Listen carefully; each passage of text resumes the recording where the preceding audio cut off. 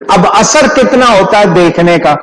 میں نے آپ کو یہ بات بھی سنائی ہے، جنہوں نے سنی ہے انہوں نے تو سنی ہے، ذہنوں میں تازہ کریں، نہیں سنی تو سن لیں۔ دیکھنے کا اثر کتنا ہوتا ہے۔ مدینہ منورہ میں 2 سانپ تھے، سانپ اسنیک۔ اگر آپ ابھی گوگل پہ نام لکھیں گے ان کی تفصیل آپ کے سامنے آ جائے گی۔ ایک سانپ کا نام تھا ذوالطفیلتین، دوسرے کا نام تھا اکبر، یہ نام تھے۔ یہ 2 سانپ تھے مدینے میں، ان کی نظر کا اثر کتنا، حدیث پڑھو۔ یہ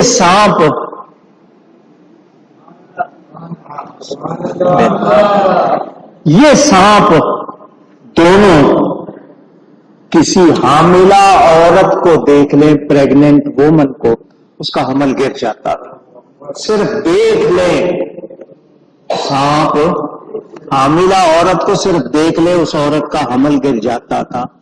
کسی پرندے کو دیکھ لیں وہ ہنڈیا میں پہنچ جاتا تھا، کسی بندے کو دیکھ لیں وہ بیمار ہو جاتا تھا۔ صرف ان سانپوں کے دیکھنے کا اثر کس نے رکھا تھا؟ یہ اثر اونچی اثر ہوتا ہے یا نہیں؟ اونچی آپ بھی کہتے ہو نا نظر لگتی ہے، اثر ہوتا ہے یا نہیں؟ تو جب سانپوں میں اللہ نے اثر رکھا کہ وہ بیمار کر دیں، ہنڈیا میں پہنچا دیں، تو جب سانپ کے برے اثر اتنے ہیں، ولی کے اچھے اثر کتنے ہیں؟ اسی لیے کہتے ہیں نا کوئی اللہ والا دیکھ لے، کرم کی ایک نظر ہم پر خدا را یا رسول اللہ، بس کرم ہو جائے تو بیرا۔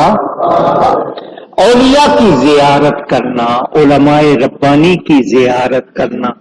میرے استاد مکرم شیخ القرآن شیخ الاسلام والمسلمین حضرت مولانا غلام علی صاحب رحمت اللہ علیہ تشریف لاتے تھے، آپ لوگ ان کی زیارت کرتے تھے۔ ان سے میں نے یہ بات سنی اور یاد کر لی۔ وہ فرماتے تھے من زار مغفورن سارا مغفورن، جس نے کسی بخشے ہوئے کو دیکھ لیا وہ بھی بخشا جائے گا۔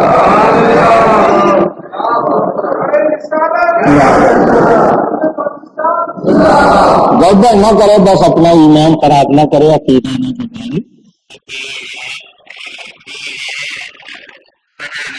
دیکھنا، علماء ربانی کو دیکھنا، یہ بھی اسی فیضان کا معاملہ ہے، کیونکہ وہ نبی کے وارث ہیں۔